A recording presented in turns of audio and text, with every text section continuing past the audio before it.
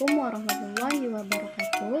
Perkenalkan, nama saya Mayora Melasari, NIM 1914080021. Saya berasal dari jurusan Tadris IPA Fisika BP 19, mata kuliah Biofisika dengan dosen pengampu Ibu Nur Hasnah MSI. Pada video kali ini saya akan membahas materi mengenai membran sel, yang mana pada materi membran sel ini terdapat 8 poin yang akan dibahas. Yang pertama yaitu struktur, penyusun, dan fungsi dari komponen membran sel.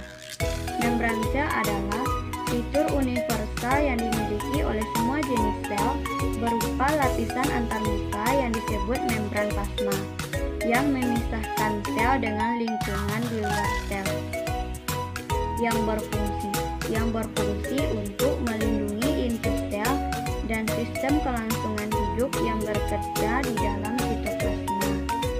Kemudian menurut Wortel dan Grenadell menyatakan bahwa membran berupa struktur yang membatasi terdiri atas lipid yang mengandung gugus polar dan gugus yang bersifat hidrofob atau yang tidak dapat larut dalam air tetapi dapat larut dalam minyak. Gugus polar mengarah ke bagian luar dari bilayer, sedangkan gugus hidrofob atau rantai asam lemak berada di bagian tengah dari lipid bilayer. Menurut Dawson dan Daniel, membran merupakan struktur lipid bilayer yang disisipi dengan protein globular yang melintasi membran, dan terdapat pula protein di permukaan luar dan dalam membran.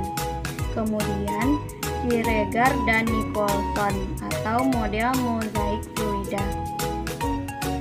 Model mozaik fluida ini tersusun berdasarkan hukum-hukum termodinamika untuk menjelaskan struktur membran sel.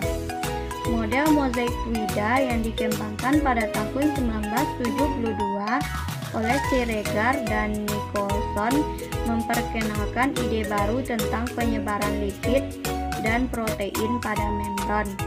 Karena itu mereka merevolusikan ilmu pengetahuan tentang struktur membran. Penyusun membran sel terdiri dari lipid, sedangkan lipid ini terbagi menjadi beberapa komponen, yaitu fosfolipid, kolesterol, dan glikolipid. Kemudian ada protein. Protein ini dalam membran merupakan kunci untuk fungsi membran secara keseluruhan. Protein berguna terutama dalam transportasi bahan kimia dan sistem informasi di seluruh membran. Kemudian karbohidrat. Karbohidrat pada membran sel terdapat bentuk yang berkaitan dengan lipid atau protein. Selama ini terdapat pada permukaan sel dan berfungsi dalam interaksi sel dan sekitarnya. Materi selanjutnya yaitu tentang konsep fisika dalam membran. Yang pertama ada transport pasif, difusi sederhana, difusi terfasilitasi, dan osmosis. Transport aktif pada membran. Transport aktif pada membran ini merupakan pergerakan senyawa menembus membran dari daerah yang berkonsentrasi rendah ke daerah yang berkonsentrasi tinggi. Pada transport aktif ini diperlukan energi terutama yang bersumber pada ATP. Salah satu contoh transport aktif ini adalah pemompa ion Na+ dan K+. Yang kedua yaitu konsep difusi pada membran. Difusi adalah proses lewatnya partikel larutan air dan gas melalui membran akibat perbedaan konsentrasi medium.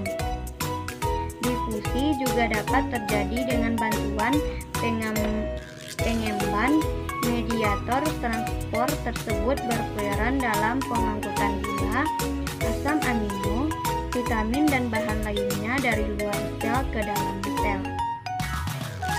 Kemudian konsep osmosis pada membran. Osmosis ini bisa menyebabkan penurunan volume larutan dengan osmolaritas rendah atau kompartemen A dan meningkatkan volume larutan dengan osmolitas tinggi atau kompartemen B. Perbedaan volume ini akan menghasilkan tekanan hidrostatis. Tekanan hidrostatis ini akan mendorong untuk berpindah dari kompartemen B kembali ke kompartemen A. Besarnya tekanan hidrostatis ini lama-kelamaan akan setara dengan besarnya tekanan osmosis di kompartemen B yang menarik air dari kompartemen A sehingga osmosis tidak akan berlangsung terus-menerus.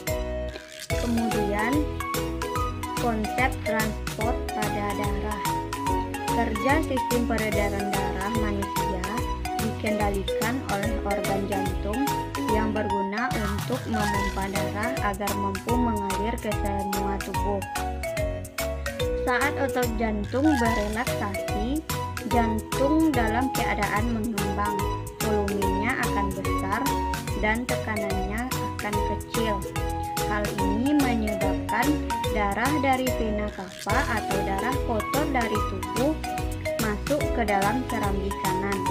Katup AV terbuka dan darah terus masuk ke dalam bilik kanan. Sementara itu, di belahan jantung sebelah kiri, darah dari vena pulmonalis atau darah bersih dari paru-paru masuk ke dalam bilik kiri. Sistem RO atau reverse osmosis komersial pada awalnya dimaksudkan untuk memenuhi kebutuhan air bersih di kapal laut yang sedang berlayar dalam jangka waktu lama. Sistem ini menggunakan pompa bertekanan tinggi untuk mendorong air melewati membran dan memisahkannya dari komponen-komponen yang tidak diinginkan. Saat pertama kali diluncurkan, sistem RO ini menggunakan membran yang cukup tebal serta diperlukan tempat yang luas untuk instalasi peralatannya. Namun, seiring dengan perkembangannya, membran yang semakin ketat, terutama pada elemen dan sistem konfigurasi yang digunakan, sistem RO kini telah dapat diaplikasikan pada skala rumah tangga. Selain itu, penggunaan jenis membran yang sangat tipis dan instalasi peralatan yang tidak lagi memerlukan tempat luas turut mendukung sistem RO menjadi sistem yang umum digunakan untuk proses permunian.